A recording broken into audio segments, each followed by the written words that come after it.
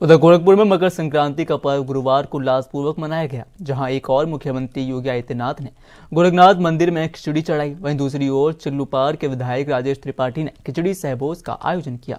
इस अवसर पर हजारों लोगों को खिचड़ी प्रसाद वितरित किया गया। विधायक राजेश त्रिपाठी ने इस मौके पर कहा कि जो भी बहन बेटियों को परेशान करेगा, निश्चित तौर पर यमराज उनका टिकट काटने के लिए तैयार रहेगा।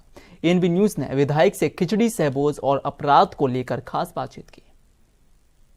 जहां एक तरफ गोरखपुर में योगी आदित्यनाथ ब्रह्म मुहूर्त में गुरु गोरक्षनाथ को खिचड़ी चढ़ाने का काम किए, उसके बाद 10 लाख से ऊपर श्रद्धालु जो खिचड़ी चढ़ाने की उम्मीद है और जिसकी मॉनिटरिंग खुद योगी आदित्यनाथ कर रहे हैं और सुरक्षा का जायजा ले रहे हैं। वहीं दूसरी ओर गोरखपुर के दक्षिणांचल में चिल्लूपार के विधायक मित्र मंडल और खिचड़ी सहभोज का कार्यक्रम कर रहे हैं, जिनका कहना है कि हम लोग खिचड़ी की तरह है, जिस तरह खिचड़ी में नमक दाल चावल प्रत्येक का महत्व है, उसी तरीके से हम सभी जातियों लोगों का, किसी जात के लोग हैं, हम लोग खिचड़ी की तरह समावेश रहे, एक दूसरे के साथ रहे, मिलजुल के रहे और एकता का प्रतीक दे। आइए हम चिल्लूपार के विधायक राजेश त्रिपाठी से बात करते हैं।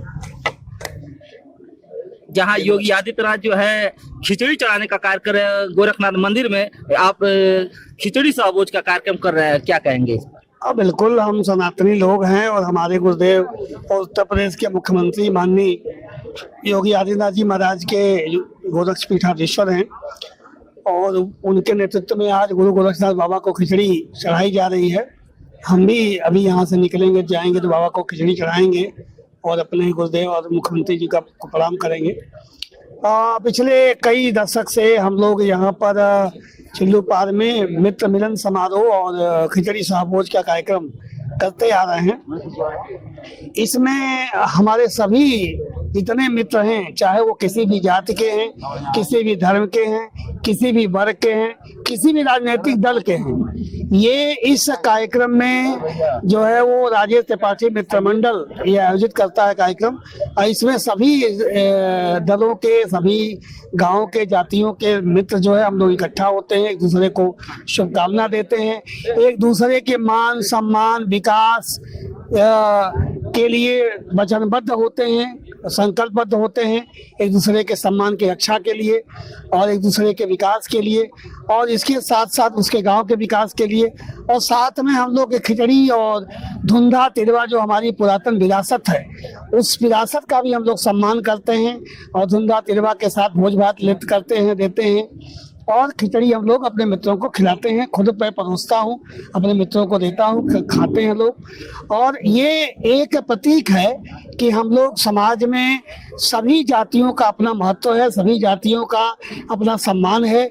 जात कोई बुरी नहीं होती, व्यक्ति कोई बुरा होता है तो हम लोग किसी से छुआछूत या किसी से जात पात के नाम पर या अमीर गरीब के नाम पर या राजनीतिक दल के नाम पर कोई अछूत हमारे लिए नहीं है, कोई छुआछूत नहीं है।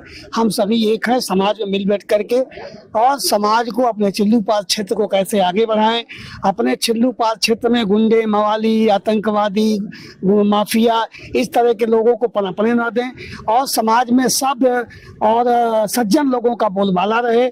समाज में कोई भी पद कोई पावे, प्रधान हो वो भी सज्जन शरीफ हो, जिला पंचायत हो वो भी सज्जन शरीफ हो, विधायक हो भी सज्जन शरीफ हो, कोई दबंग प्रवृत्ति का न हो, इसके लिए भी हम लोग काम कर रहे हैं। और 2007 से लगातार हम लोग उस अभियान में सफल भी हो रहे हैं और अपने विरासत का सम्मान भी हम लोग कर रहे हैं कि जो हमारे क्षेत्र में शिक्षा की ज्योत जलाए, जो हमारे क्षेत्र में धार्मिक ज्योत जलाए, जो हमारे क्षेत्र में साहित्यिक ज्योत जलाए, उन लोगों की पहले उपेक्षा कर दी जाती थी।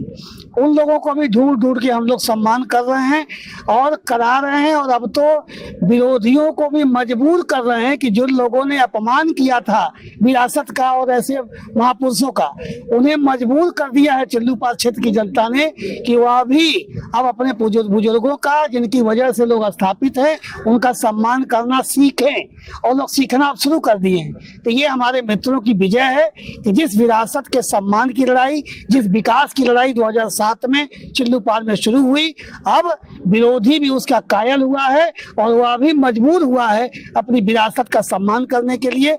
और उसको जिनकी तस्वीर कभी उठा के कॉलेज से फेंक दी गई थी, आज मूर्तियां लगने की बात सुन रहा हूं मैं, तो मुझे खुशी है कि चिल्लूपार की जनता की अब जाके महाविजय शुरू हुई। अभी जो है गोरखपुर महोत्सव हुआ था जहाँ पे उन्होंने 6 महान विभूतियों को जो है सम्मानित भी किया। उसके बाद गोरखपुर महोत्सव की स्मारिका जो अभ्युदय है उसका विमोचन किया और कल जो है गोरखपुर में स्वच्छता कैलेंडर भी 2026 का लोकार्पण भी किया। उन्होंने स्टेज से यह सबको संबोधित करते हुए कहा कि अगर किसी भी चौराहे पर माँ बेटियों को जो है कोई भी बाधा पहुंचाएगा तो अगले चौराहे पर यमराज उनका टिकट काटने के लिए तैयार खड़ा है। क्या चिल्लू पार में ऐसा हकीकत देखने को मिल रहा है जमीनी स्तर पर? यही तो मैं कह रहा हूँ, चिल्लू पार में तो कुछ समय तक बैड एलिमेंट ही जो है वो नेतृत्व करते मिले। तो चिल्लू पार ने सबसे पहले तो वो स्वच्छता आंदोलन चलाया और स्वच्छता अभियान चला करके बैड एलिमेंट को हटाया। और अब जाके और योगी जी की सरकार में साफ है कि किसी भी माँ बहन बेटी व्यापारी के साथ, किसी भी किसान, किसी भी गरीब के साथ अगर कोई अन्याय करेगा तो निश्चित रूप से कानून अपना काम करेगा और कानून काम कड़ा से कड़ा करेगा।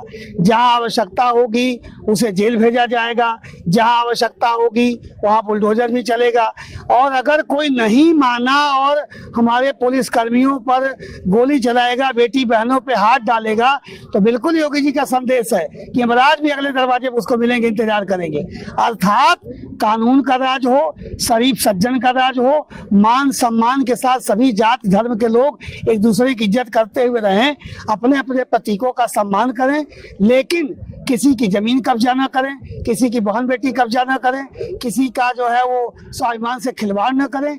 यह मोदी योगी का संदेश है और यही राजेश त्रिपाठी का भी चिल्लू पार में संदेश है।